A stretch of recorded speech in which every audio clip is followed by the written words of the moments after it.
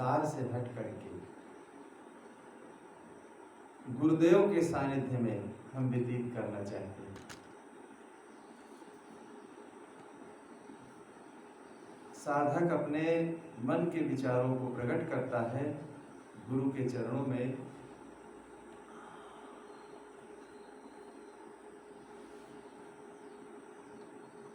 कि सद्गुरु भक्ति का मार्ग बता दो मुझे, गुरुवर मुक्ति का मार्ग लखा दो मुझे। मैं पांचों के बस पर आ और मेरे बस नहीं पांच।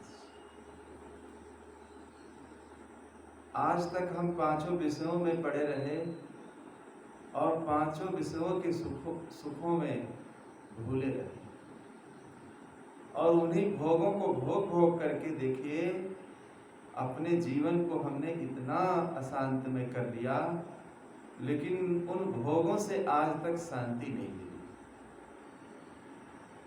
है। साधन स्पर्श के शब्द रूप रसगंध और संयम करे जो चार को परे न पंचम धन।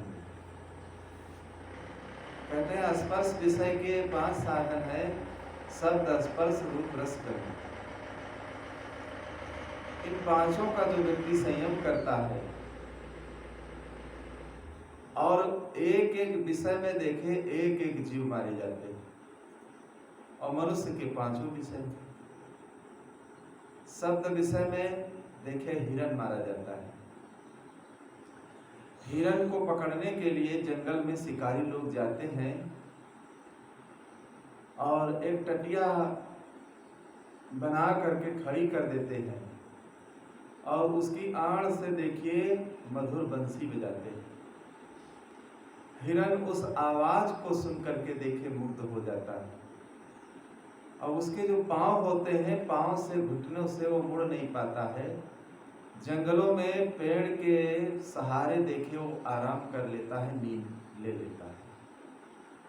तो उसी टटिया के सहारे में वो हिरण को महसूस होता है कि मुझे आराम मिलेगी और उसी के पास में जब वो जाता है और वो तो हल्की सी ऐसे लगाई गई है, जैसे उसके पास में जाता है अपना जोर शरीर का करता है, टटिया उलट जाती है और हिरण भी गिर जाता है और बस शिकारी लोग आकर के हिरण को पकड़ लेते। तो शब्द में मुग्ध होकर के देखे इतना मस्त हो जाता है, इतना आसक्त हो जाता है कि अपने शरीर उसका बेभान हो जाता है और बिल्कुल मुग्ध होकर के देखे गिर जाता है। तो शब्द विषय में हिरण मारा जाता है और रूप विषय में पतिंगा। बरसात के महीने में देखे उजेला जब हम जला देते हैं कितने पतिंगा आते हैं। और क्या रूप विषय में कोई सुख है? कोई सुख नहीं। लेकिन सुख मान मान करके देखिए पतिंगा अपनी जान को गंवा देते हैं। ऐसे हम लोगों का जीवन है। हम लोग संसार में आंखों से देख देख करके देखिए ऐसे ऐसे रूप कुरूप, और इतना हम लोग देखे अपने मन को विषैला बना लेते हैं देख देख करके कि हमारा मन देखे बहुत बदबूदार हो जाता है। जो कुछ हम रूप से देखते हैं देखिए सब झूठी चीजें हैं। देखने में तो आकर्षण लगता है, मन आकर्षित होता है, लेकिन सब चीजें झूठी हैं, उसमें सत्य नहीं है कुछ। तो रूप विषय में पतिंगा मारा जाता है और गंध विषय में भंवरा मारा जाता है। भंवरा देखे कितना कठोर लकड़ी होती है, उस लकड़ी को काट देता है, लेकिन फूल की पंखुड़ी को नहीं काट पाता है। फूलों के बगीचे में देखिए जब वो सुगंधी लेने के लिए जाता है, सुगंधी लेते लेते लेते लेते उसका मन ही नहीं होता है उठने का। बहुत ऐसे फूल होते हैं जो सूर्य की किरणें पा करके खिलते हैं और सूर्य जब अस्त होता है तो वो फूल जो है बिल्कुल सिकुड़ जाते हैं। और भंवरा उसी में बैठा है तो जब फूल सिकुड़ता है तो उसी फूल के अंदर वो बंद हो जाता है। जंगली जानवर आते हैं भ्रमण करने, देखिए वो जब फूल को खा लेते हैं तो भंवरा को भी साथ में खा जाते हैं। इतनी कठोर लकड़ी को काट देता है, लेकिन फूल की पंख पंखुड़ी को नहीं काट पाता है। क्यों नहीं काट पाता है? गंध विषय में इतना आसक्त हो जाता है, इतना वो मुक्त हो जाता है, इतनी अपनी आसक्ति बना लेता है, इसीलिए फूल की पंखुड़ी को वो नहीं काट पाता। और स्वाद विषय में देखिए मछली मारी जाती है। मछली को पकड़ने के लिए देखिए डगन लगा करके उसमें केचुआ को लगा देते हैं पकड़ने वाले। और नदी में, तालाब में अभी पानी वैसा है, देखिए कुछ दिन पहले इतना पानी आया कि सब मछली पकड़ने वाले सब चारों तरफ दौड़ने लगे, बहुत मछली पकड़ी। अब उस केचुआ को खाने के लिए मछली जाती है, मछली समझती कि हमारा आहार है, लेकिन उसमें ऐसी चीज लगी होती है, खाते ही खाते, स्वाद लेते ही लेते देखिए मछली फंस जाती है। और ऐसे फंसा करके मछलियों को पकड़ पकड़ करके देखिए सब मार देते हैं। तो स्वाद विषय में देखिए मछली की जान चली जाती है। और स्पर्श विषय में देखिए हाथी मारा जाता है। हाथी को शिकारी लोग जंगल में कैसे पकड़ते हैं? कागज की हथनी बना करके खड़ी कर देते हैं और एक गड्ढा खुदवा देते हैं, उस गड्ढे के ऊपर हल्की एक चादर डाल देते हैं। हाथी मतवाला जब आता है और उसको तो सूझता नहीं है कुछ, और जब मतवाला आता है और जैसे ही पांव अपना आगे बढ़ाता है वो समझता है कि धरती है, लेकिन हल्का सा चादर उस पर पड़ा है, गड्ढा है, और जैसे ही पांव रखता है उसी गड्ढे के अंदर ही हाथी चला जाता है। कई दिन उस गड्ढे में रखने के बाद जब कमजोर हो जाता है तो उसको युक्ति द्वारा निकाल लेते हैं। तो देखिए एक एक विषय में एक एक जीव मारे जाते हैं। और मनुष्य के पांचों विषय, मनुष्य के पांचों विषय हैं, तो मनुष्य की क्या दशा होगी, मनुष्य की क्या स्थिति होगी। इसलिए शिष्य निवेदन करता है कि मैं पांचों के बस पर आ और मेरे बस नहीं पांच। इन पांचों विषयों के बस में हम अनादि काल से पड़े हुए हैं, लेकिन हमारे बस में पांचों नहीं हो रहे, हम क्या करें। और पांच तरफ खींचे मुझे किम पाऊं बदसा, ये सब पांचों तरफ हमको खींचते हैं और हम बहुत परेशान होते हैं, बहुत पीड़ित होते हैं, क्या करें।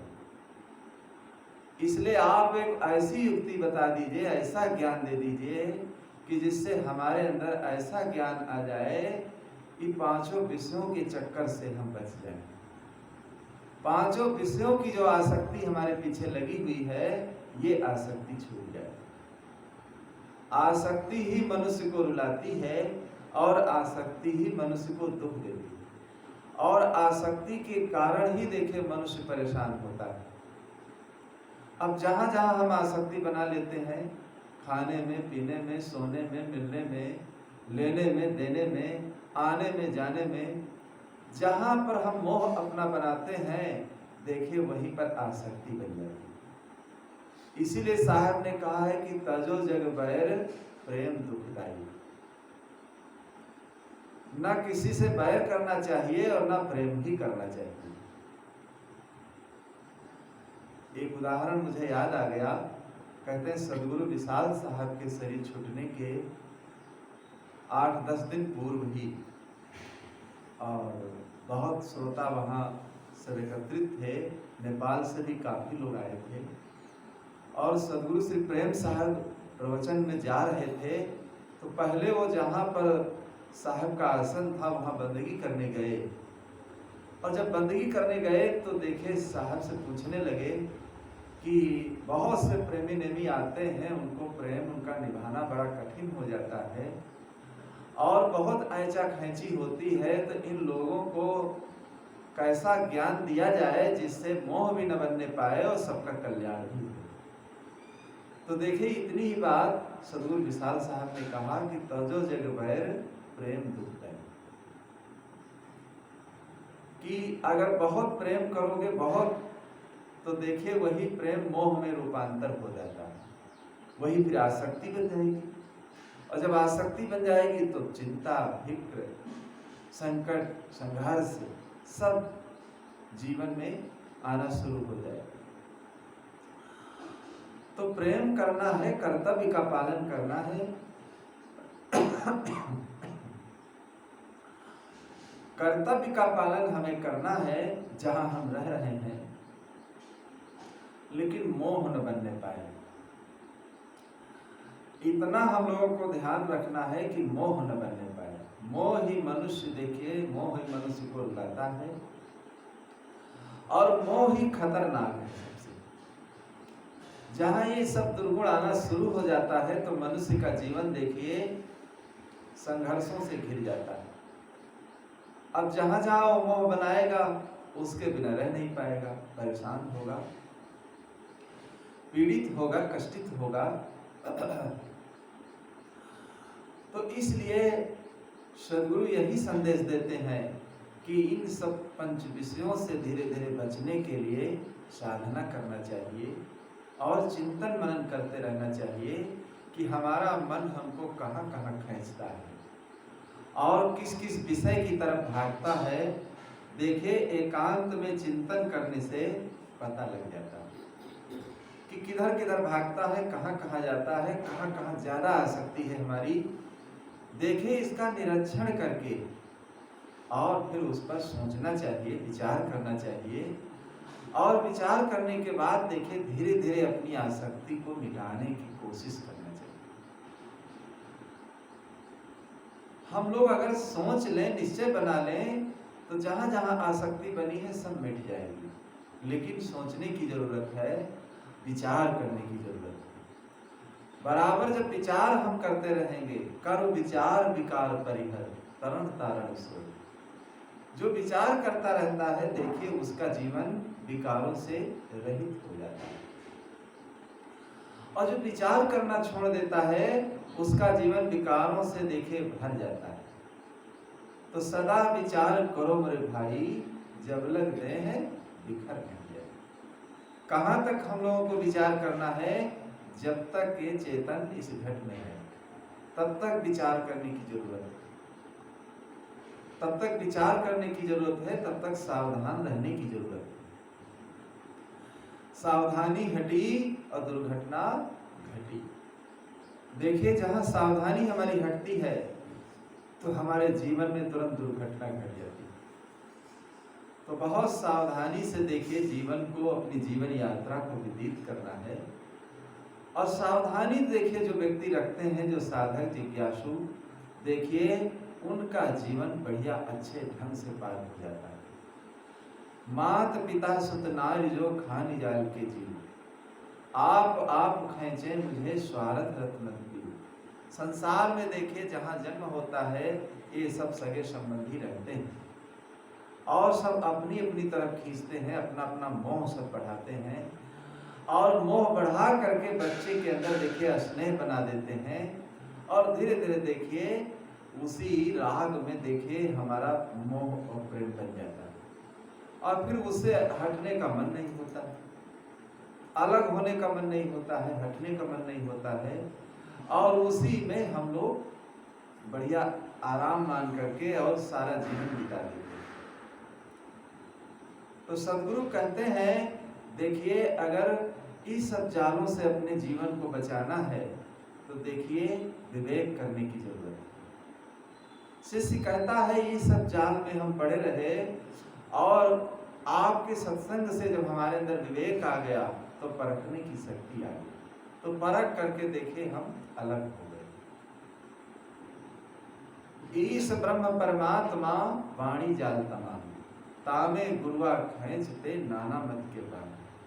देखिए न मालूम कितनी कल्पित भावनाएं क्या क्या अंदर भरी रहते हैं, ईश्वर की, ब्रह्म की, देवी देवताओं की, भूत प्रेत की, बहुत ऐसी मान मानंदी की भावना, उसी में देखे रात दिन लोग रचते बसते हैं और न मालूम कैसे ऐसे ऐसे देखे धर्म गुरु जो हैं उसी तरफ सब जीवों को खींच रहे हैं, भटका रहे हैं। अब इसकी परख की शक्ति जब आ जाती है तो अंधविश्वास से हम बिल्कुल हट जाते हैं। खानी बानी जाल जो बड़ी नदी गंभीर, देखिए खानी और माड़ी दो जालों की बहुत गंभीर नदी बह रही है और इतनी गंभीर नदी बह रही कि देख करके मन बिल्कुल एकदम डर जाता है, और इतना मन डर जाता है कि इस नदी से कैसे हम पार होंगे। शिष्य गुरुदेव से कह रहा है, इतनी गंभीर नदी है, हम पार नहीं हो सकते। इसलिए आपका जो ज्ञान रूपी जहाज है, उस ज्ञान रूपी जहाज पर हमें आप चढ़ा लीजिए, ज्ञान का रास्ता हमें बता दीजिए, उसी को पकड़ करके हम पार हो सकते हैं। खानी जाल का भी बहुत बड़ा विस्तार है, स्त्री धन पुत्र धन जमीन, और वाणी जाल का भी देखिए बहुत विस्तार है।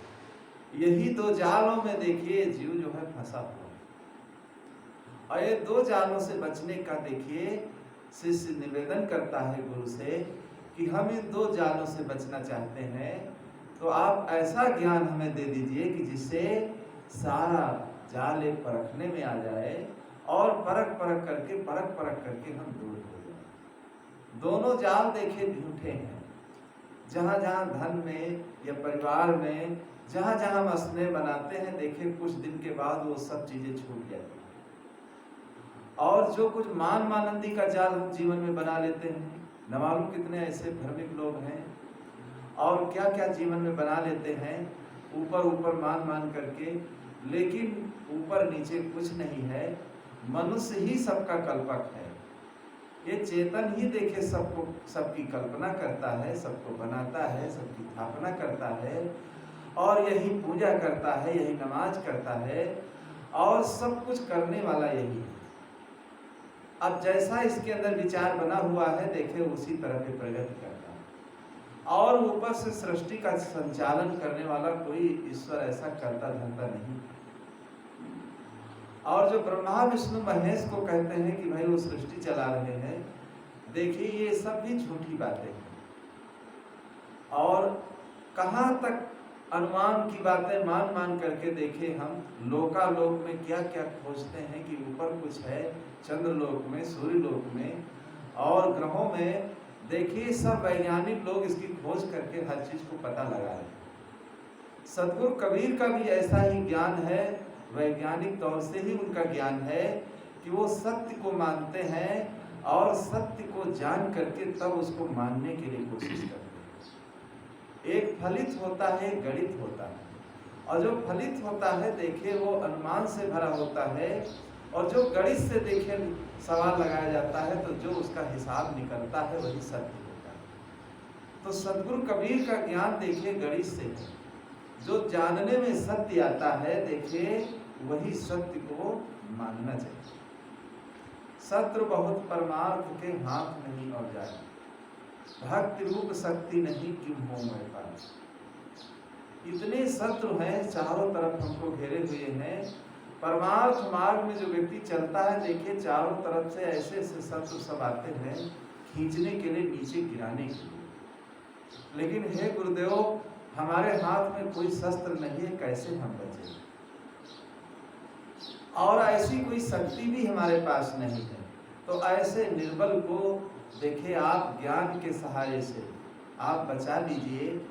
देखिए गुरुदेव का ज्ञान जो हम जीवन में अगर अपना लेते हैं तो ऐसी शक्ति हमें मिल जाती है कि हम बिल्कुल अपने जीवन को पार कर लेते हैं। बिल्कुल हमारा जीवन भवसागर से पार हो जाता है। तो ऐसी विनम्रता और सरलता जिसके जीवन में आ जाती है, देखिए धीरे धीरे देखिए हमारा जीवन कल्याण की तरफ बढ़ने लगता है। तो हर मनुष्य को चाहिए कि अपने जीवन में सरल और विनम्र बन करके, नम्रता और सरलता को ला करके देखिए अपने जीवन को कल्याण रूपी पटरी पर चलाने के लिए कोशिश करते रहना चाहिए। देखिए कल्याण रूपी पटरी पर तभी व्यक्ति चल पाता है अगर अहंकार, अभिमान, घमंड उसके अंदर आ जाता है तो नीचे गिर जाता है। और जब विनम्रता आ जाती है, सरलता आ जाती है, ऊंचे ऊंचे देखिए पहाड़ों पर कितना भी पानी आए लेकिन पानी टिकता नहीं। पानी कहाँ टिकता है? नीची सतह पर पानी टिकता है। तो इसी प्रकार जो सरल और विनम्र व्यक्ति होता है हर चीज को देखिए कैच कर लेता है अपने जीवन में, और धीरे धीरे सारे रहस्यों को जीवन में धारण करके और हर चीज की निरख परख करके और अपने जीवन का निराकरण कर देता है।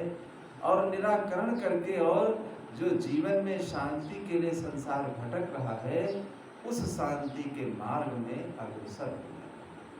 बोलो सद्गुरु देव की जय।